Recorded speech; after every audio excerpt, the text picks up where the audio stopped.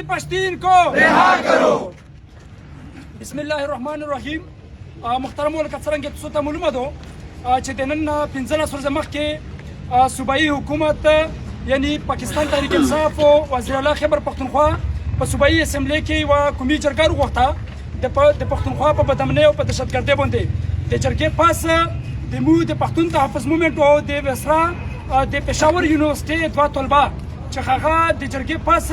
د پېښور نه په سپینه ورځ باندې بېدرکه کړل شول یعنی جبري لاپته کړل شول چې 15 ورځې وشوې چې تر اوسه پورې هیڅ پته درک نشته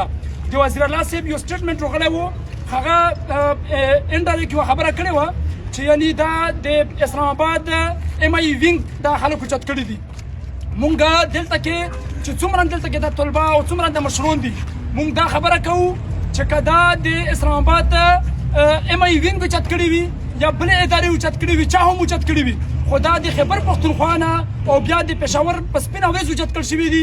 دغې باقاعده فوټیجز شته دی دغې باقاعده چې کوم د ګوډیو کوم هغه نمبر پلیټ دي هغه شته دی دا د خیبر پښتونخوا پولیسو او ورسره د یغو په شریکه اوچت کړي دي موږ وزیر الله صاحب ته دا خواست کوو او دا د دغه نه دا پیغام ورکوو چې دا کومو خلکو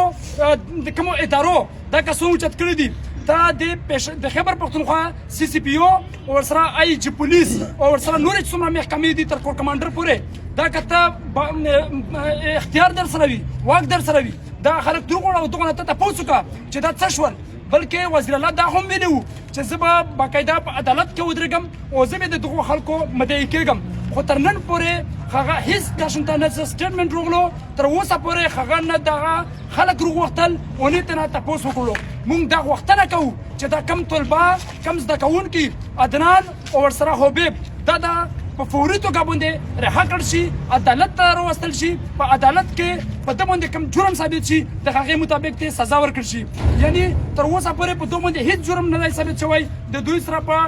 ټرمنټ سنټرو کې یعنی حکومت خانو کې تر اوسه پورې پروت دي عدالت ته نه وړاندې شوي نو موږ غوښتنه دغه کوو چې باقاعده دا کسان په فوري توګه باندې رها کړل شي